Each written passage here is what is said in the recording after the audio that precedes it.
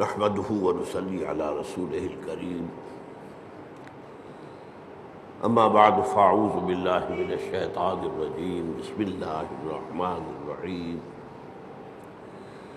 الحمد لله رب العالمين الرحمن الرحيم مالك يوم الدين إياك نعبد وإياك نستعين اهدنا الصراط المستقيم صراط الذين أنعمت عليهم غير المغضوب عليهم ولا الضالين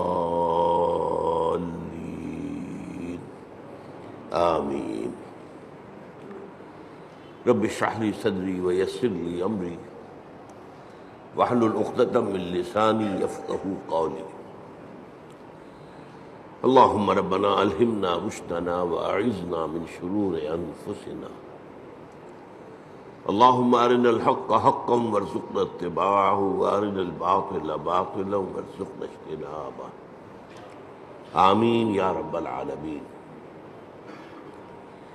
پچھلے جمعے میں ہم نے آیت بسم اللہ پر گفتگو کی تھی اور صرف اس تمہید کے ساتھ کہ یہ آیہ مبارکہ قرآن مجید کی سورتوں کے درمیان تو صرف ایک دفعہ آئی ہے، وہ سورہ نمل میں ہے۔ حضرت سلیمان نے جو خط لکھا تھا ملکہ سبا کو، اس کا آغاز اس سے ہوا تھا انہ من سلیمان وانہ بسم اللہ الرحمن الرحیم۔ باقی جو قرآن مجید کی 113 سورتوں کے شروع میں یا ان سے پہلے جو آیت درج ہے اس کے بارے میں اختلاف ہے کہ آیا یہ ان سورتوں کا حصہ ہے یا نہیں۔ اکثر کی رائے یہ ہے کہ سورتوں کا حصہ نہیں ہے، بلکہ علامت کے طور پر کہ ایک سورت ختم ہو گئی دوسری شروع ہو رہی ہے، اور اسی لیے ان کا شمار بھی نہیں کیا جاتا۔ بعض اوقات بعض لوگوں کی رائے یہ ہے کہ ان کا شمار کیا جائے گا، جب آپ پورے قرآن کی آیات کا شمار کریں گے تو یہ 113 آیات بھی شمار ہوں گی، اور ایک رائے ہے کہ نہیں، انہیں نہیں گنا جائے گا۔ باقی اس میں اصل چیز اللہ کے 3 اسماء مبارکہ، اللہ، الرحمن، الرحیم، ان پر گفتگو ہو چکی ہے۔ اب ہم اللہ کے نام سے سورہ فاتحہ پر گفتگو اپنی شروع کر رہے ہیں۔ یہ بات سامنے آ چکی ہے کہ یہ 5ویں وحی ہے جو حضور پر ہوئی، اور پہلی مکمل صورت ہے جو آپ پر نازل ہوئی۔ اس سے پہلے متفرق آیات نازل ہوئی۔ سورہ علق کے شروع میں 5 آیتیں، سورہ قلم اس کے شروع میں 7 آیتیں، سورہ مزمل کے شروع میں 10 آیتیں، اور سورہ مدثر کے شروع میں 7 آیتیں، پھر یہ 7 آیتیں سورہ فاتحہ کی۔ اس سورہ مبارکہ کے بارے میں یہ سب کو معلوم ہے کہ یہ ہمارے نماز کا جزو لازم ہے، بلکہ نماز نام ہی اس کا ہے،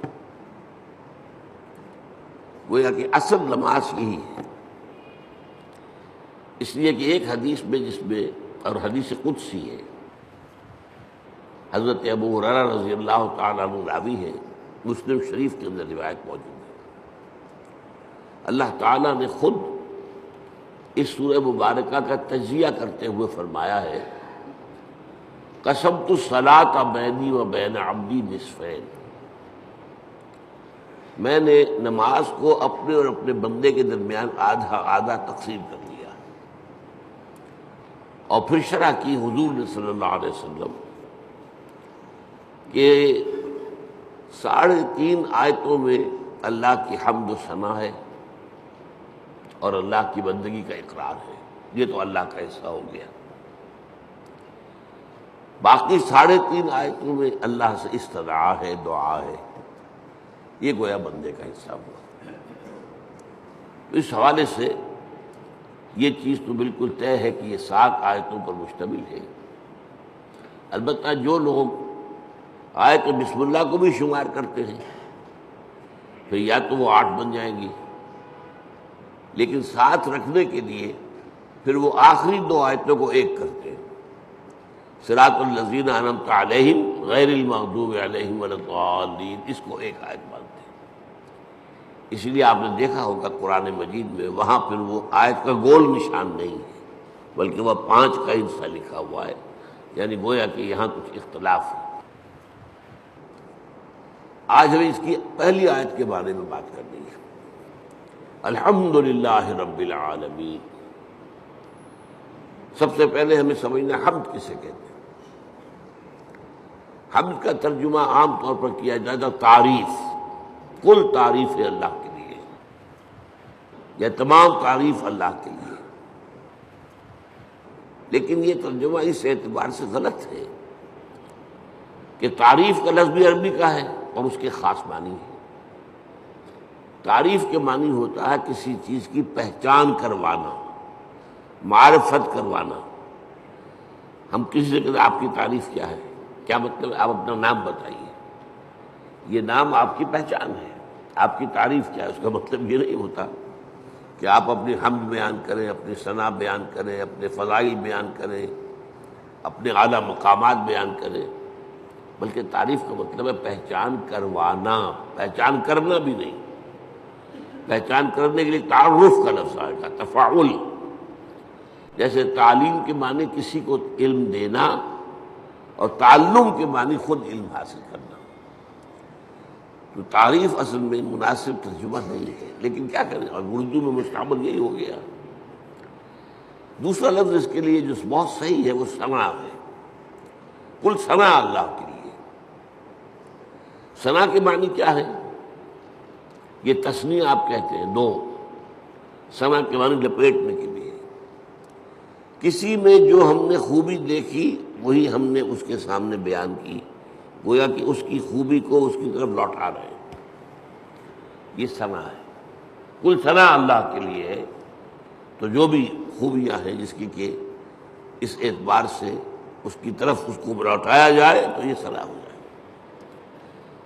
اب تیسری بات سمجھیے، تعریف اور ثنا بھی اس کا اصل مفہوم نہیں ہے، اس کا بنیادی مفہوم شکر ہے، کل شکر اللہ کے لیے۔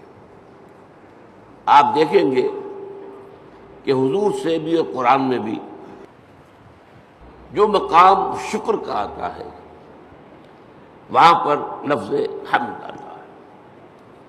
آپ کو بھوک لگی ہوئی تھی، نہ قحط بھی تھی، کھانا کھایا، توانائی ایک جسم میں محسوس ہوئی، آپ نے کیا دعا پڑھی؟ الحمدللہ الذی اطعمنی وسقانی وجعلنی من المسلمین۔ اب یہ مقام شکر ہے کہ ہمیں اس نے کھانا دیا ہے، شکر ہے۔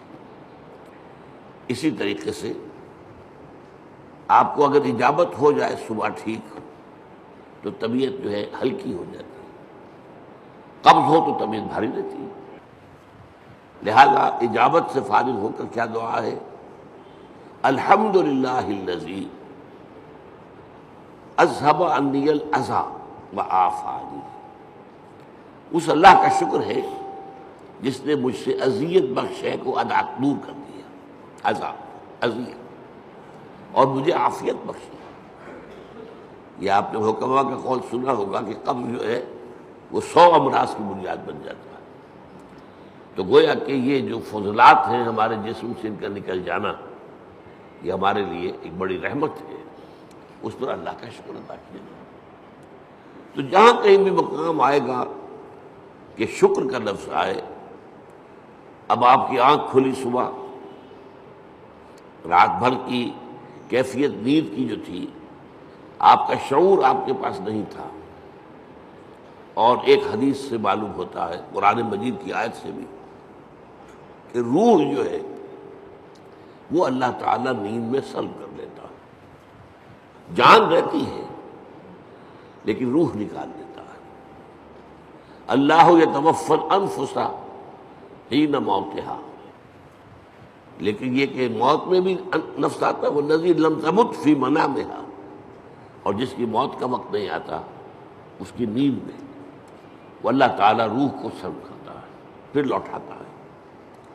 تو اب اس کو گویا کہ حدیث میں کہا گیا کہ یوں سمجھیے کہ نصف موت تو ہو گئی نا، اور ہم کہیں گے کہ نیند جو ہے موت کی بہن ہے۔ اس کی دعا کیا سکھائی حضور نے؟ الحمدللہ الذی احیانی بعدما اماتنی والیہ النشور۔ اس اللہ کا شکر ہے جس نے مجھے از سر نو زندگی دی، اس کے بعد کہ مجھ پر موت طاری کر دی تھی۔ موت کی بہن تو مجھ پر طاری ہو گئی تھی، نیم مردہ تو میں ہو چکا تھا کہ میرا شعور جو ہے وہ نہیں تھا میرے ساتھ۔ وہاں بھی لفظ حمد ہے، الحمدللہ الذی احیانی بعدما اماتنی والیہ النشور۔ آپ سوچ رہے ہوں گے کہ ہمارے معمولات میں بدقسمتی سے یہ چیزیں شامل نہیں رہی۔ یہ ذکر کی بہت عمدہ شکل ہے، جسے کہتے ہیں کہ حضور نے قرآن میں آیا الذین یذکرون اللہ قیاما وقعودا وعلی جنوبہم، وہ لوگ جو اللہ کو یاد کرتے ہیں کھڑے ہوئے، بیٹھے ہوئے، لیٹے ہوئے، ہر حال میں۔ تو کیا مطلب کوئی اور کام نہیں کرتے؟ نہیں، کام کے ساتھ دعا ہے۔ آپ کی آنکھ کھلی، الحمدللہ الذی احیانی بعدما اماتنی والیہ النشور۔ کھانا کھایا، الحمدللہ الذی اطعمنی وسقانی وجعلنی من المسلمین۔ اجابت ہوئی، الحمدللہ الذی اذھب عنی الاذی وعافانی۔ یہ جو مصنون دعائیں ہیں، ان سے جیسے کہ ہم کہتے ہیں کہ ایک تیر سے دو شکار، دو نسبتیں قائم ہوتی ہیں۔ ایک اللہ سے نسبت قائم ہو گئی، ہم نے اس کا حمد کی، ہم نے اس کا شکر ادا کیا، تعلق قائم ہوا۔ ایک رسول کے ساتھ نسبت ہو گئی کہ مسنون دعا ہے، ہم اس شکر کے ادا کرنے میں اپنے الفاظ نہیں استعمال کر رہے، بلکہ وہ کر رہے ہیں کہ جو نبی اکرم صلی اللہ علیہ وسلم کرتے ہیں۔ تو دونوں نسبتیں، اللہ کا ذکر، اس میں وقت تو کوئی نہیں لگا۔ بہرحال شکر جو ہے در حقیقت وہ اس حمد کا نیوکلیس ہے۔ البتہ شکر، اور عام معنی میں اب لفظ استعمال کر رہا ہوں میں تعریف، اس پہ جو ایک باریک سا فرق ہے وہ کیا ہے؟ شکر کیا جاتا ہے اس چیز پر جس کا آپ کو فائدہ ہوا ہو، جس سے آپ کو کچھ حاصل ہوا ہو، جس سے آپ کی کوئی ضرورت پوری ہوئی ہو، جس سے آپ کی کوئی تکلیف رفع ہوئی ہو، جس سے آپ کی کوئی حاجت پوری ہوئی ہو، شکر اس پر ہو۔ اور تعریف کوئی حسن ہے، کمال ہے، خوبی ہے، چاہے آپ کو تو کوئی فائدہ نہیں ہوا، پھول کیا خوبصورت پھول ہے، تعریف کی ہے آپ نے، لیکن یہ کہ آپ کو اس سے کوئی مادی فائدہ تو نہیں ہوا۔ ہر شے، جس شے میں بھی کوئی جمال ہے، کوئی کمال ہے، اس کی تعریف کی جائے، خواہ آپ کو اس سے کوئی فائدہ نہ پہنچا ہو، یہ تعریف ہے۔ البتہ یہ جو باریک سا فرق میں نے بیان کیا ہے، اس کو بھی نوٹ کر لیجئے کہ یہ بھی ہمارے شعور کے محدود ہونے کی وجہ سے ہے، ورنہ اس سے بھی ہمیں فائدہ ہوتا۔ ایک خوبصورت پھول دیکھ کر اس کی خوبصورتی، اس کی خوشبو، اس سے آپ کی روح کو ایک باریدگی حاصل ہوتی ہے۔ اسی لیے میں نے لفظ استعمال کیا، مادی فائدہ نہیں ہوتا، آپ کی روح کو ایک باریدگی، آپ کی طبیعت میں ایک انشراح، آپ کی طبیعت میں ایک کیفیت پیدا ہوتی ہے۔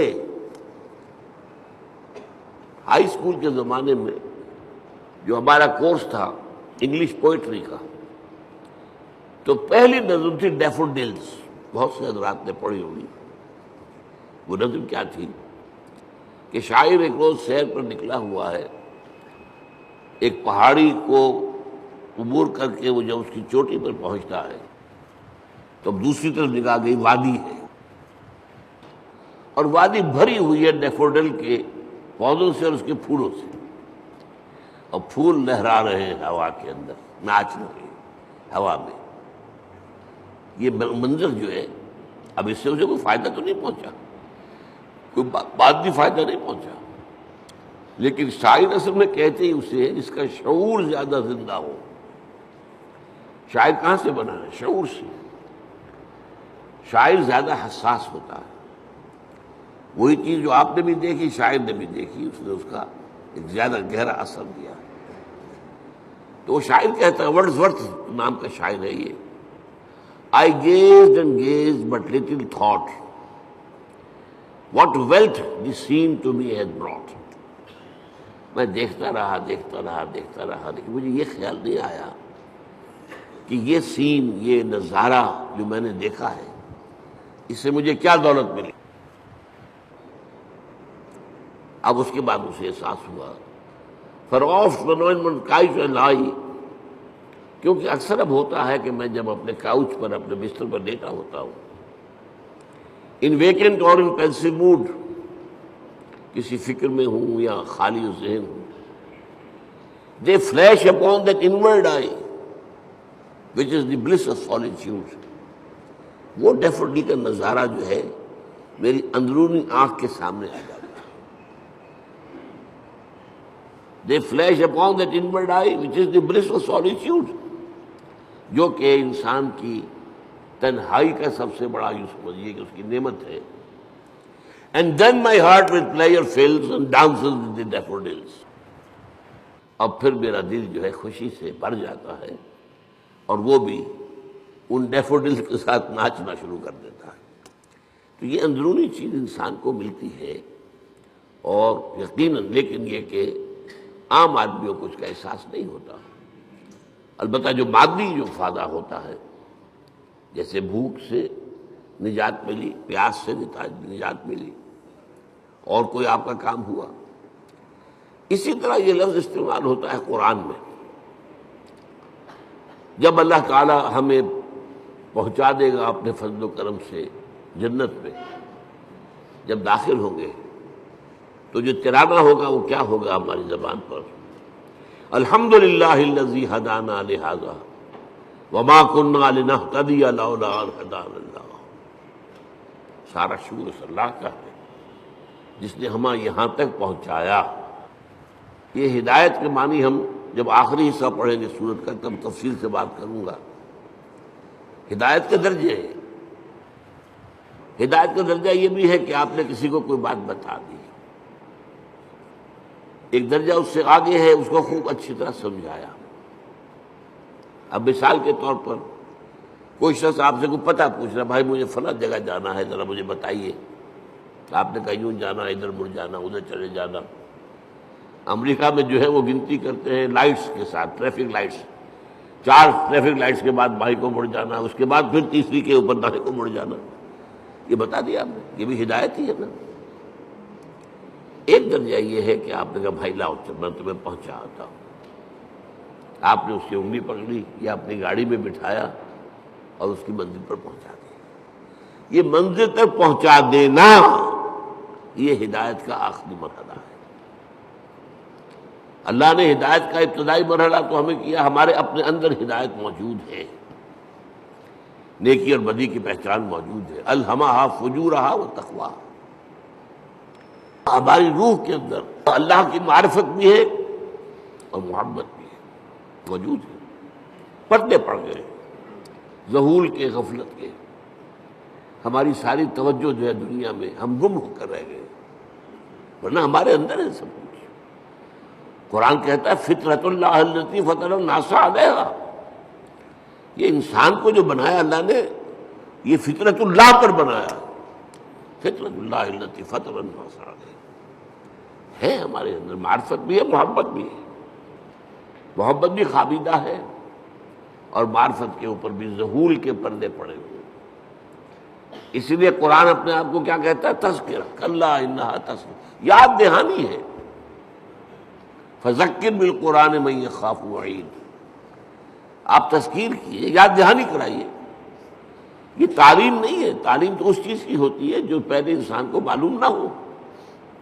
تذکیر وہ ہے جو آپ کو یاد تھی، معلوم تھی، بھول گئے آپ، لیکن آپ کے علم میں تھی، بھول گئے. تذکیر، یاد دہانی. بھئی فلاں وقت ہوا تھا نا معاملہ، تمہیں یاد نہیں رہا، یہ آپ تذکیر کر رہے ہیں.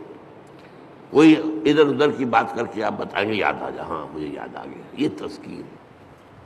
تو قرآن تذکیر کے لیے آیا ہے، تذکرہ ہے، ذکرہ ذکرہ بھی کہا گیا۔ وَلَقَدْ يَسَّرْنَا الْقُرْآنَ لِلذِّكْرِ فَهَلْ مِن مُدَّكِرٍ، اس یاد دہانی کے، ورنہ تمہارے اندر موجود ہے، اللہ کی معرفت ہے، اللہ کی محبت ہے، نیکی اور بدی کا شعور ہے، یہ دے کر دنیا میں بھیجا ہے تمہیں۔ اور اس کے بعد یہ ہے کہ اس سے اگلی ہدایت اللہ نے اپنی کتابیں نازل کر دی، اللہ نے اپنے نبی بھیج دیے، اپنے رسول بھیج دیے۔ پھر اس سے اگلی ہدایت کیا ہے؟ تم ارادہ کرو خیر کا، اللہ توفیق دے گا اور انگلی پکڑ کر تمہیں پہنچائے گا۔ یہ ہے ہدایت کی وہ آخری منزل کہ جب وہ داخلہ ہوگا تو اہل جنت کی زبان پر یہ حمد کا ترانہ ہوگا، الحمدللہ الذی ہدانا لہذا وما کنا لنہتدی لولا ان ہدانا اللہ۔ اس میں یہ ہے کہ وہاں پہنچا دینا، لیکن اس دعا کو آپ یاد کر لیجئے، کبھی کوئی نئی بات آپ کے علم میں آ گئی تب بھی آیت پڑھیے، یہ اللہ نے مجھے علم دیا ہے، ہم اس قابل نہیں تھے کہ علم خود حاصل کر لیں۔ وہ اس آیت کا ترجمہ کیا ہے؟ کل حمد کل شکر اس اللہ کا ہے جس نے ہمیں یہاں پہنچایا جنت تک، ہم پہنچنے والے نہیں تھے، ہم اپنے بل پر، اپنی سمجھ سے، اپنی کوشش سے پہنچنے والے نہیں تھے۔ وما كنا لنهتدي لولا ان هدانا اللہ۔ اسی طرح آپ کو کسی مجلس میں کوئی آپ کو محسوس ہو کہ آپ کے دل کو کوئی روشنی ملی ہے، کوئی آپ کو ہدایت کا کوئی نقطہ ہاتھ آیا ہے، کوئی ہدایت کی طرف آپ کی کوئی توجہ ہوئی ہے، یہ دعا مانگیے، الحمدللہ الذی ہدانا لہذا وما کنا لنہتدی لولا ان ہدانا اللہ۔ چاہے وہ کسی کے ذریعے سے آیا ہو، لیکن الٹیمیٹ سورس تو اللہ ہے نا۔ خود اس کو کس نے بتایا تھا؟ اللہ نے بتایا تھا۔ ہمیں جس نے سکھایا ہے اسے کس نے سکھایا تھا؟ اللہ نے سکھایا تھا۔ اسی طرح الحمدللہ الذی صدقنا وعدہ واورثنا الارض نتبوأ من الجنۃ حیث نشاء۔ ایک جگہ یہ ترانہ آیا ہے، جنت والے ترانہ جو ہے کل حمد کل شکر اللہ کا ہے جس نے ہم سے اپنا وعدہ سچا کر دکھایا۔ اس نے ہم سے کہا تھا کہ تم میرے راستے میں چلو گے میں تمہیں جنت دوں گا، آج ہمیں اللہ نے وہاں پہنچا دیا۔ صدقنا وعدہ، اس نے اپنا وعدہ ہمارے ساتھ سچ کر دکھایا اور ہمیں بنا دیا وارث، اس جنت کی زمین کا وارث بنا دیا۔ ہم جہاں چاہے ڈیرا لگائیں، کھلی چھوٹ ہے ہمیں۔ الحمدللہ الذی صدقنا وعدہ واورثنا الارض، زمین کا ہمیں وارث بنا دیا۔ اس سے بعض حضرات نے سمجھا ہے یہ کہ جنت کی ابتدائی منزل اسی زمین پر ہوگی، زمین کا وارث بنا دیا گیا، واورثنا الارض۔ بعض نے کہا نہیں، ارض سے مراد ارض جنت ہے، جنت کی زمین کا ہمیں وارث بنایا۔ لیکن میری ذاتی رائے بھی یہی ہے، اصل میں حساب کتاب یہی ہوگا، میدان حشر اسی زمین میں ہوگا، اس لیے کہ قصہ زمین برسر زمین، آپ نے نیکی یہی کمائی ہے، بدی بھی یہی کمائی ہے، اس کی سزا بھی یہی ہوگی اور اس کی جزا بھی شروع یہاں ہوگی، لیکن شروع ہوگی، جزا کے مرحلے ہیں، اس کے بعد جنت، آسمانی جنتوں کی طرف عروج ہوگا۔ لیکن وہ جو میں نے کئی دفعہ آپ کو بتایا ہے، قرآن مجید میں ایک نزل کا لفظ آتا ہے، نزل، اور ایک عربی میں ضیافت کا لفظ، ان دونوں میں فرق کیا ہے؟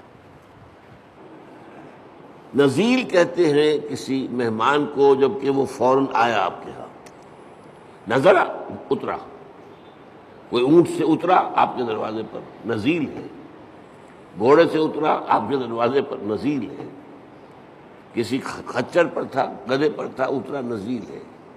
آج آپ کار سے اترتے ہیں، نزیل ہے، نزلہ تو ہے۔ آتے ہی آپ کیا کرتے ہیں؟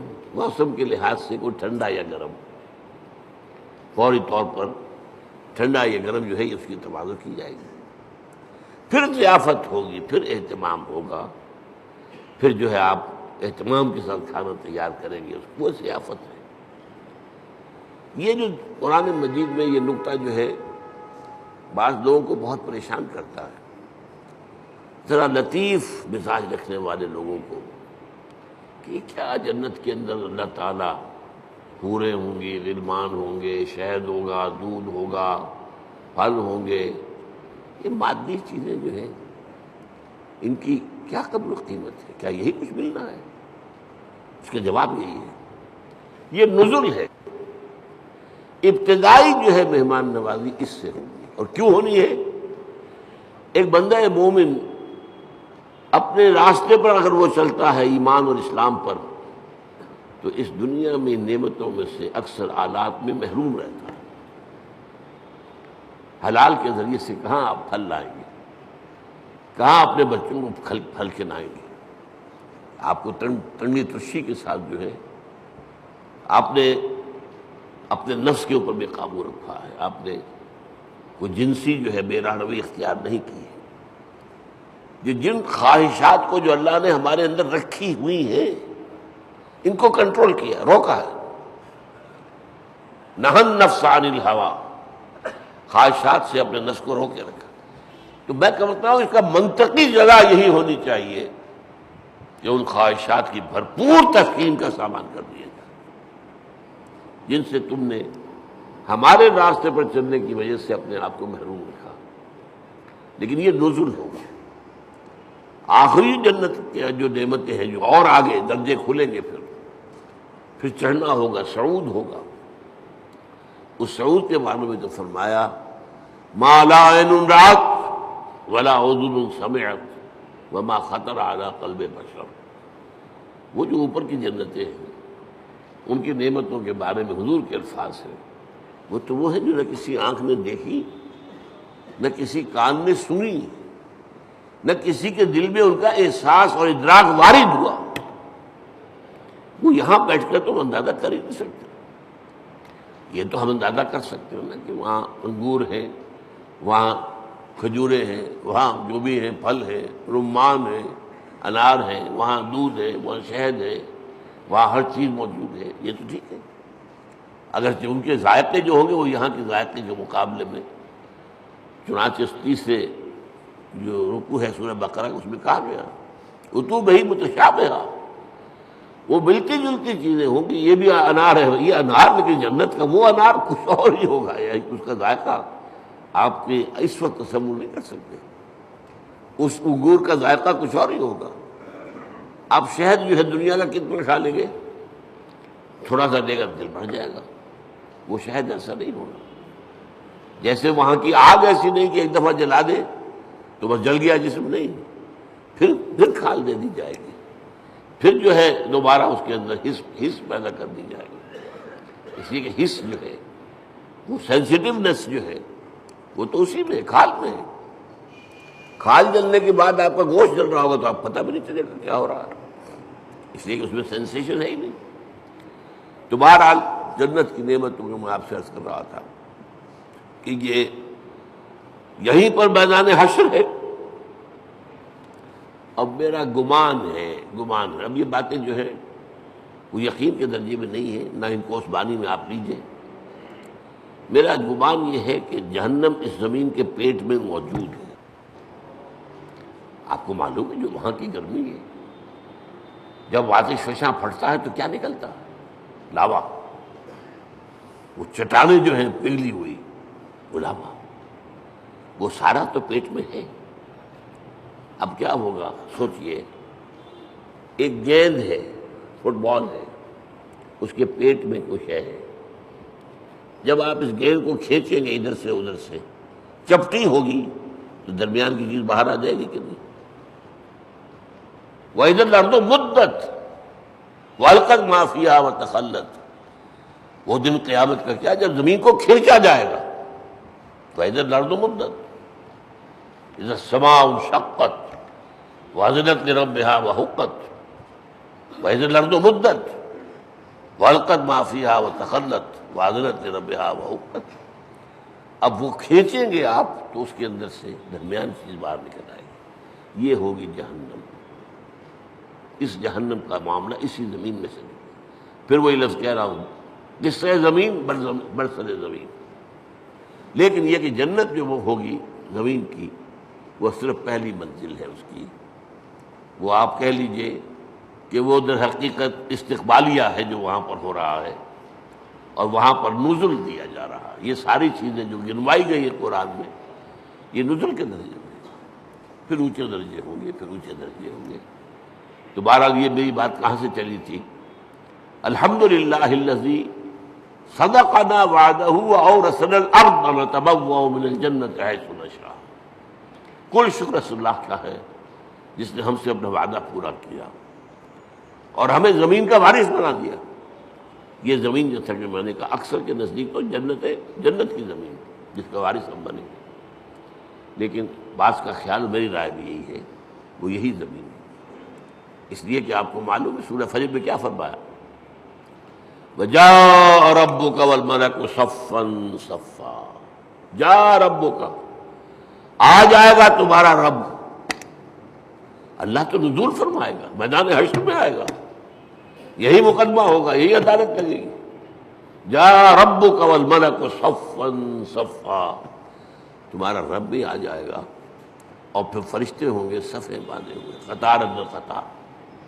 یہ نزول ہوگا. وَيَحْمِلُ عَرْشَ رَبِّكَ فَوْقَهُمْ يَوْمَئِذٍ ثَمَانِيَةٌ. وہ جب اللہ تعالیٰ اپنے اس عرش سے اتر کے اس زمین تک آئے گا، اب وہ کیا کیفیت ہوگی، آپ اس کے لیے کچھ نقشہ ذہن میں، کوئی مادی کوئی وجود اللہ کا نہ سمجھیے، لیکن کوئی کیفیت ہے جس کا نام، جس کو ان الفاظ سے تعبیر کیا گیا ہے.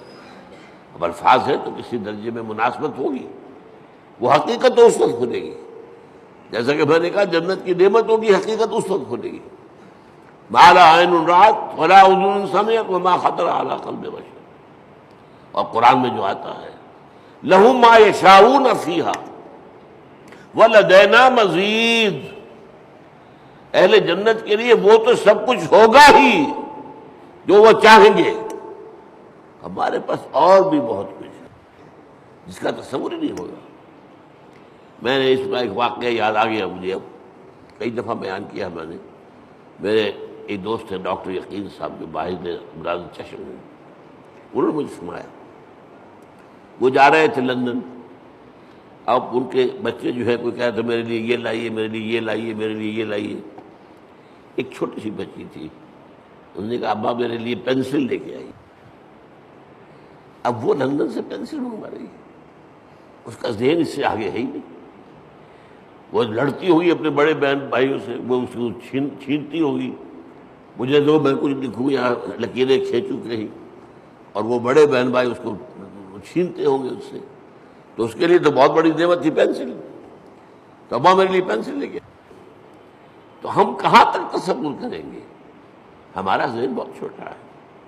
لہم ما یشاؤون فیہا، وہاں وہ تو سب کچھ ہے ہی ہے جس کا کہ ان کے اندر تمنا ہے، آرزو ہے، خواہش ہے، جس کی سمجھ ہے، جس کا ادراک ہے، جس کا شعور ہے. وَلَدَيْنَا مَزِيدٌ، ہمارے پاس اور بہت کچھ ہے.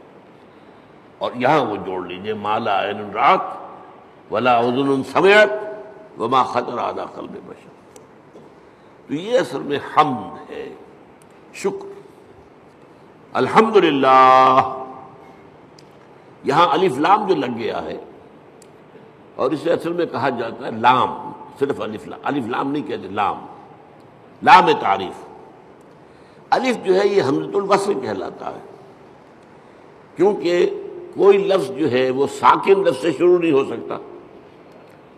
اب اسٹیشن، اب کیا کہیں گے، سٹیشن ہو جائے گا عام طور پر. یا یو پی وغیرہ میں کیا روایت ہے، اسٹیشن، وہ اس کے ساتھ الف لگا لیتے تھے.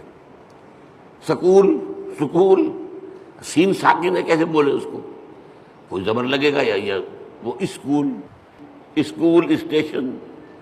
تو ہمارے ہاں کالج میں چڑھاتے تھے لوگ ایک دوسروں کو جو یو پی سے آئے تھے، ان سے کہا آج تم اسکول کہتے ہو، تم اسٹیشن کہتے ہو، اور وہ کہتے تم اسٹیشن کہتے ہو، تم سکول کہتے ہو.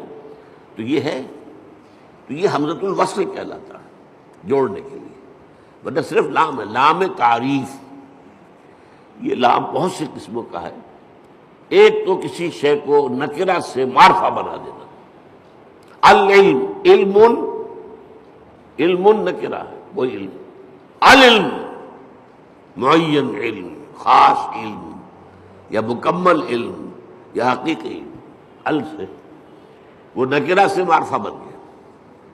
ایک ال کا معنی یہ لام جو ہے حصر ہوتا ہے، الانسان کل کے کل انسان۔ الانسان کا مطلب یہ ہوا یا تو وہ جو معرفہ بنایا تو یا تو ہوگا کوئی معین انسان اور یا کل انسان۔ والعصر ان الانسان لفی خسر، زمانے کی قسم ہے تمام انسان خسارے میں ہیں، گھاٹے میں۔ تو الف لام، لیکن لام کہنا چاہیے یہاں کل کے معنی میں، کل تعریف اللہ کے لیے، کل ثنا اس کے لیے، کل شکر اس کا۔ اب آپ نے سوچا اس سے کس چیز کی جڑ کٹ گئی؟ شرک کی جڑ کٹ گئی۔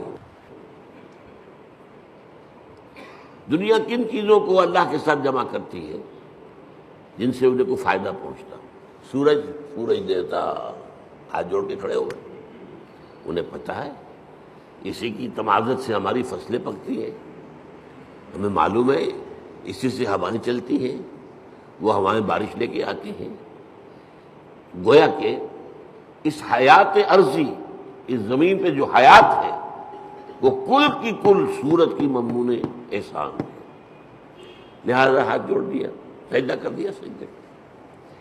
لیکن اگر معلوم ہو کہ سورج میں کچھ نہیں ہے، جو کچھ اس میں ہے وہ اللہ کا پیدا کرتا، تو الحمدللہ، کل شکر اللہ کا ہے۔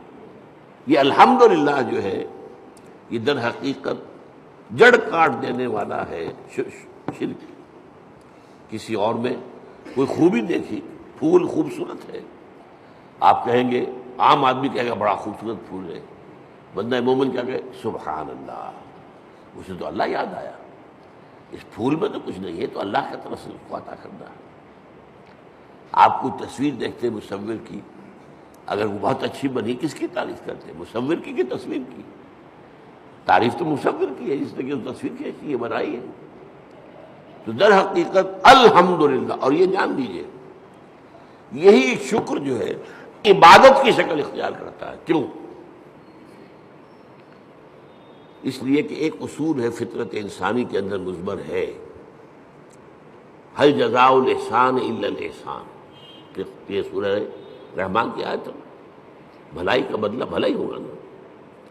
کسی نے آپ کے ساتھ کوئی خیر کیا ہے، اچھا کام کیا ہے، آپ کے دل میں ہوگا میں بھی اس کی بھی خدمت کروں۔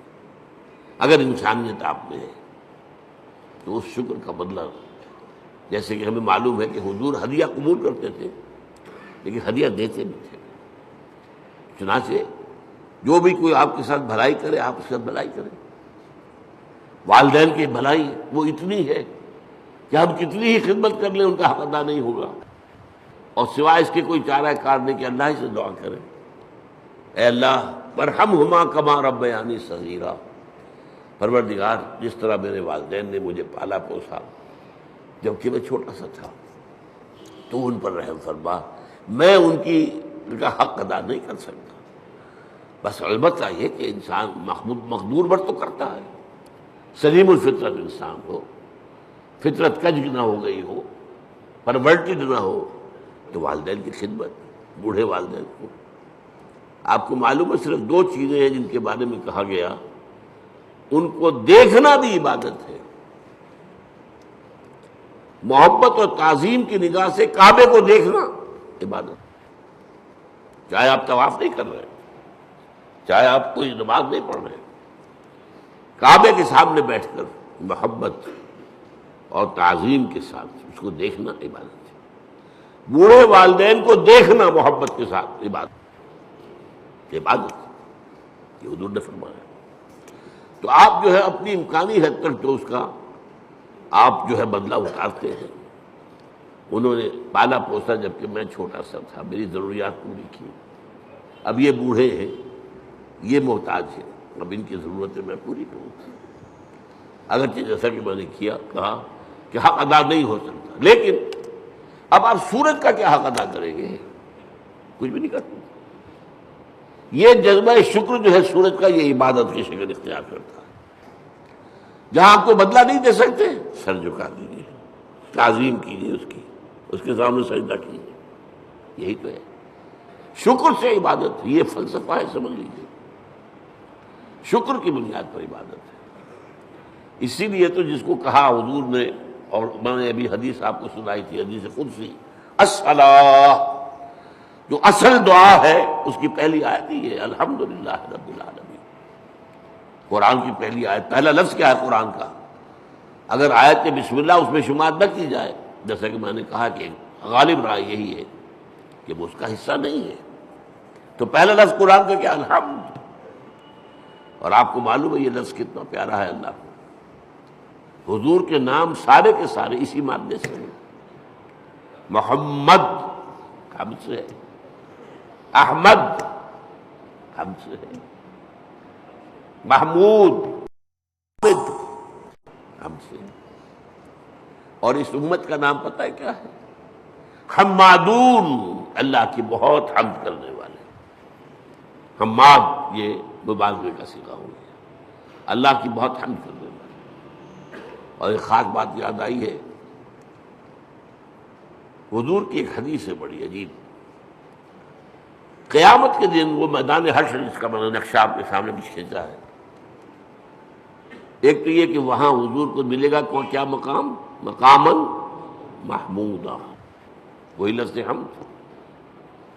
اور سب سے بڑی بات یہ، حضور نے فرمایا لواء الحمد بیدی، حمد کا جھنڈا میرے ہاتھ میں ہوگا، اور اس دن میں اللہ کی وہ حمد کروں گا جو آج نہیں کر سکتا۔ اس نقطے کو سمجھنا ضرورت ہے، غور کرنا ہوگا۔ ہر شے کی حمد اس کے ادراک اور شعور کے مطابق نہیں ہو۔ کسی نے آپ کے ہاتھ پر ہیرا رکھا، آپ نے سمجھا شیشے کا ٹکڑا ہے، تو کیا شکر کریں گے آپ؟ اگر معلوم ہو یہ ہیرا ہے تو شکر جو ہے اس کے متناسب شکر آپ کے قلب میں پیدا ہوگا۔ معرفت جو اس وقت ہوگی وہ آج نہیں ہے، پردے اٹھ چکے ہوں گے۔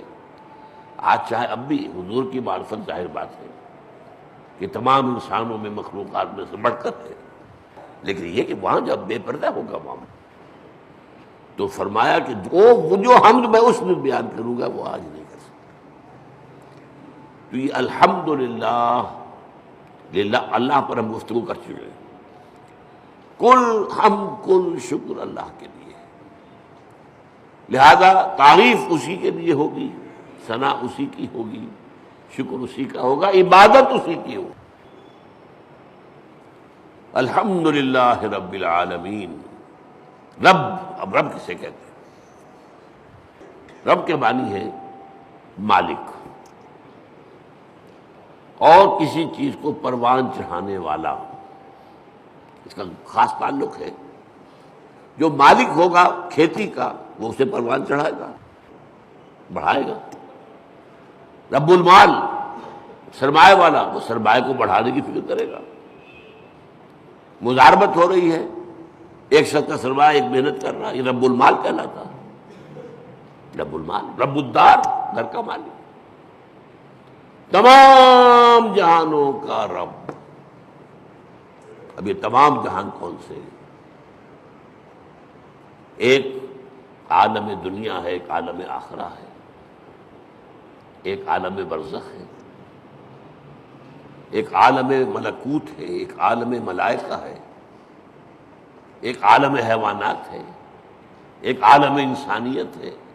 جتنے چاہے جوڑتے چلے جائیے، یہ سارے عالم، ان سب کا رب وہی ہے۔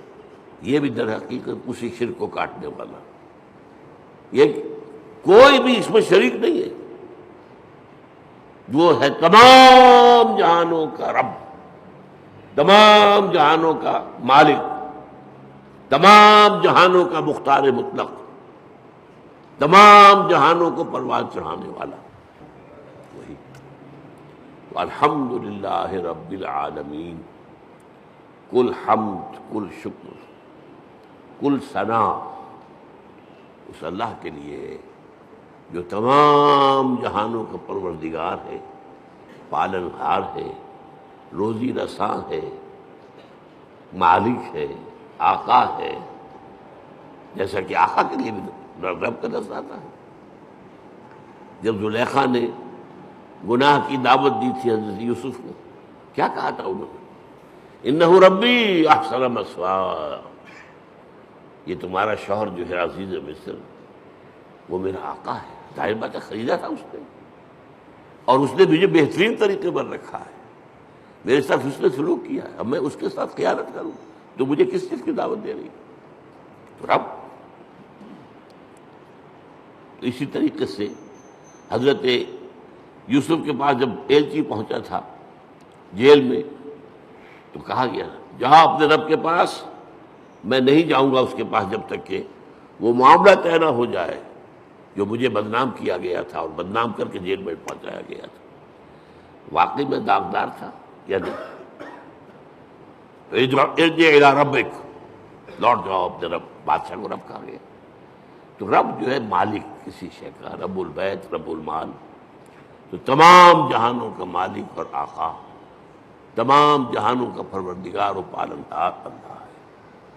بس آج اسی ایک آیت پر گفتگو ہوئی ہے، اگلی آیت تو ہم پڑھ چکے ہیں الرحمن الرحیم، تو اس سے اگلی آیت تیسری جو ہے اس پر انشاءاللہ اگلے جمعے میں، میری طبیعت تو خیر اچھی نہیں چل رہی ہے، میں وعدہ کیے ہوئے ہوں ایک جگہ پر مجھے جمعہ پڑھانا ہے، حویلی لکھا، وہاں ہمارے ایک ساتھی نے مسجد بنائی ہے، تعمیر کی ہے، وہ چاہتے ہیں کہ وہاں جمعہ پہلا میں پڑھاؤں، میں نے وعدہ کر لیا تھا، تو اگر جیسا اس وقت ہوں ایسا بھی ہوا تو انشاءاللہ جاؤں گا، تو پھر شاید اگلے جمعے میں آپ سے یہاں ملاقات نہ ہو، تو اس سے اگلے جمعے میں اب مالک یوم الدین پر گفتگو ہوگی۔